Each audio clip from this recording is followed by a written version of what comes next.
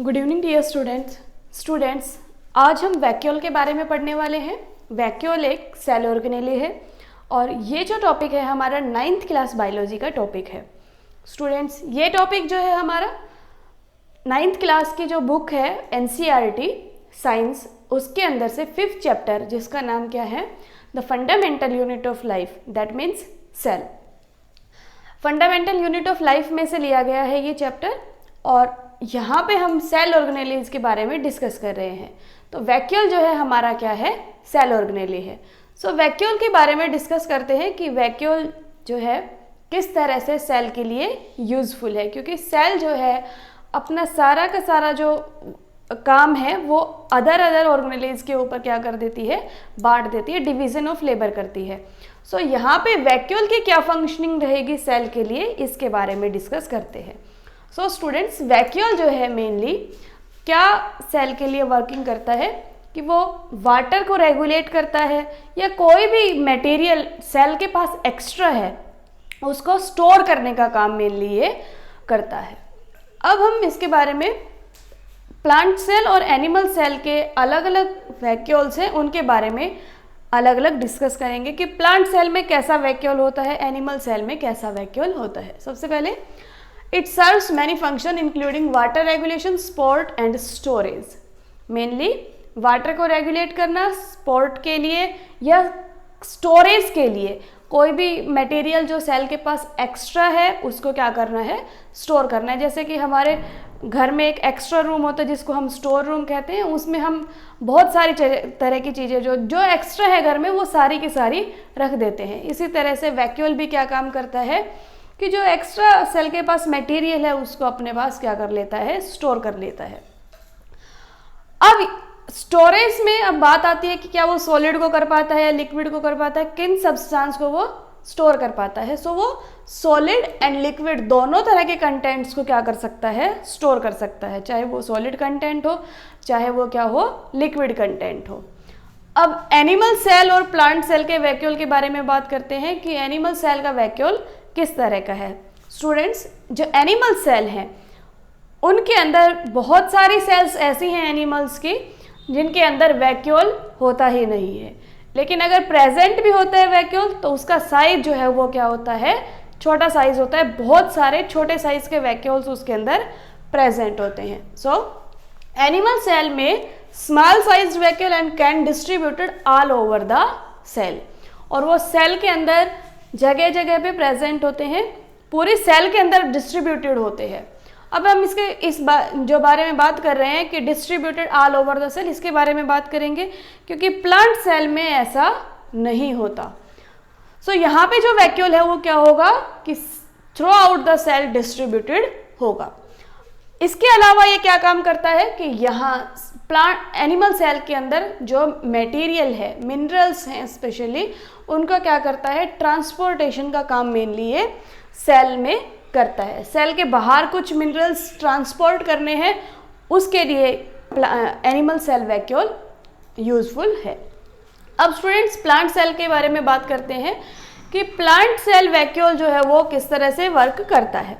सो plant cell vacuole का सबसे पहले हम साइज के बारे में बात करेंगे। तो साइज जो है प्लांट सेल वैक्यूल का काफ़ी बड़ा है। सो हम एक बार यहाँ पे इस पिक्चर के थ्रू जो डायग्राम है उससे देखते हैं कि हमारे पास ये जो सेल्स हैं दो, ये एनिमल सेल है और ये प्लांट सेल है। आप प्लांट सेल और एनिमल सेल को इजीली डिस्टिंग्विश कर सकते हैं कि जिस सेल के अंदर, वैसे बिना देखे ही आप पता लगा सकते हैं कि इनमें से कौन सी प्लांट सेल है और कौन सी एनिमल सेल है, क्योंकि प्लांट सेल के अंदर वैक्यूल का जो साइज है वो काफ़ी ज़्यादा बड़ा है। यहाँ पे ये जो बिल्कुल पोटैटो के जैसा दिखाई दे रहा है, येलो कलर्ड बॉडी, ये क्या है, प्लांट सेल वैक्यूल।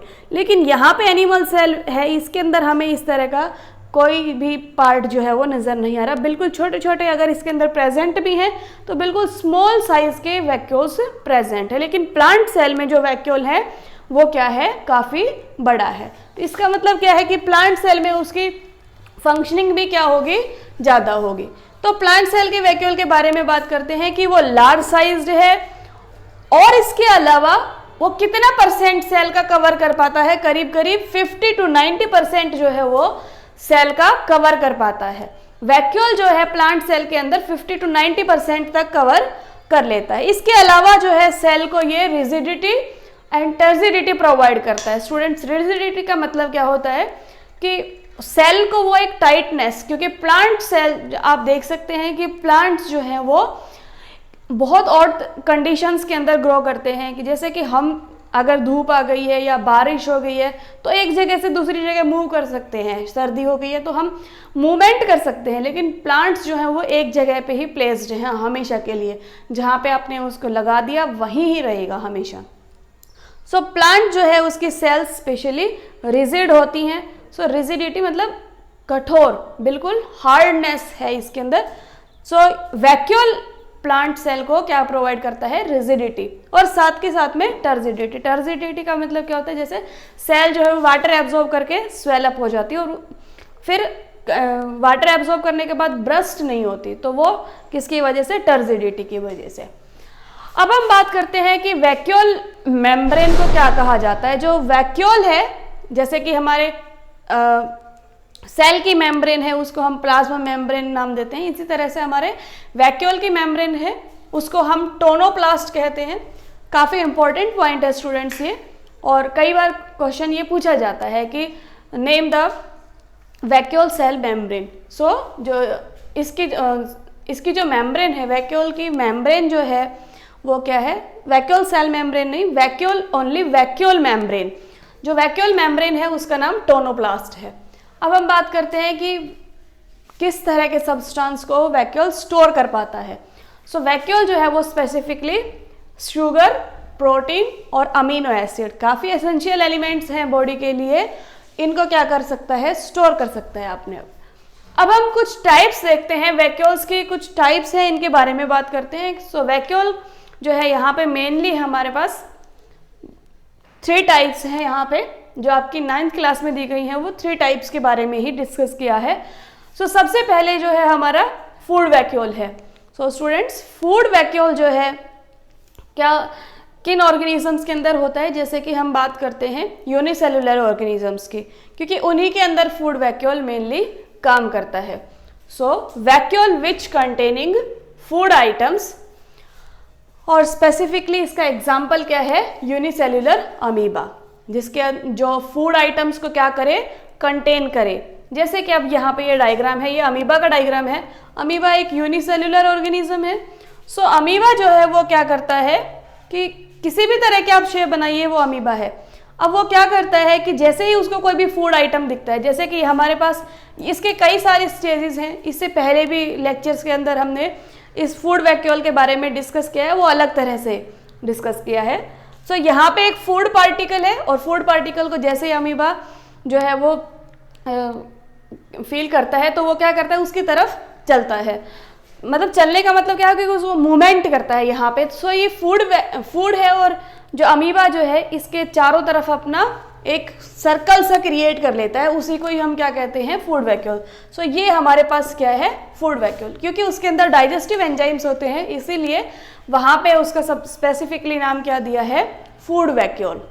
अब हम बात करते हैं कि कॉन्ट्रैक्टाइल वैक्यूल क्या होता है। सो आप इसका एग्जाम्पल ध्यान रखेंगे, अमीबा जो है फूड वैक्यूल का एग्जाम्पल है, यूनिसेल्युलर अमीबा। कॉन्ट्रैक्टाइल वैक्यूल के बारे में बात करते हैं, ये भी यूनिसेल्युलर ऑर्गेनिजम्स के अंदर मिलता है mainly. So expel water out of the cell by contracting, contract होके, कॉन्ट्रैक्ट का मतलब क्या है, कॉन्ट्रैक्शन और रिलैक्सेशन दो यहाँ पे है। कॉन्ट्रैक्ट का मतलब सिकुड़ जाना और रिलैक्सेशन का मतलब एक्सपेंड। सो ये क्या करता है कि जब सेल को वाटर की ज़रूरत होती है तो क्या होगा, एक्सपेंड हो जाएगा, तो वाटर क्या है, वाटर सेल के अंदर आ जाएगा। इसके बाद जब सेल को वाटर की ज़रूरत नहीं है सो वो एक्सपेल कर देगा वाटर को। और ऐसा कब होता है, जब सेल हाइपरटोनिक या हाइपोटोनिक मीडियम के अंदर प्रेजेंट होती है। सो जैसा मीडियम है उसी के अकॉर्डिंग कॉन्ट्रैक्टाइल वैक्यूल जो है वो काम करता है। इसका एग्जाम्पल स्टूडेंट पैरामीशियम है। सो पैरामीशियम क्या करता है कि जैसे बाहर जैसा भी एनवायरनमेंट है, जैसे कि बाहर हाइपोटोनिक एनवायरनमेंट है, सो हाइपोटोनिक मीडियम के अंदर अगर सेल है तो बाहर इसका मतलब वाटर का अमाउंट ज़्यादा है, और सेल के अंदर वाटर का अमाउंट क्या है, कम है। सो क्या करेगी सेल जो है, इसका जो कॉन्ट्रैक्टाइल वैक्यूल है, यहाँ पे ये पैरामीशियम बनाया गया है। पैरामीशियम एक यूनिसेलुलर ऑर्गेनिज्म है। सो पैरामीशियम जो है यहाँ जो ये ग्रीन कलर से शो किया गया है, कॉन्ट्रैक्टाइल वैक्यूल है। जैसे ही इसके पास क्या होगा, हाइपोटोनिक मीडियम होगा। सो हाइपोटोनिक मीडियम के अंदर ये जो कॉन्ट्रैक्टाइल वैक्यूल है वाटर को एब्जॉर्ब करेगा और सेल के अंदर चला जाएगा। अब वाटर जो है इसकी सेल के अंदर आ गया है, तो वाटर की वजह से सेल का साइज क्या हो गया है, इंक्रीज हो गया है, सेल स्वेलअप हो गई है।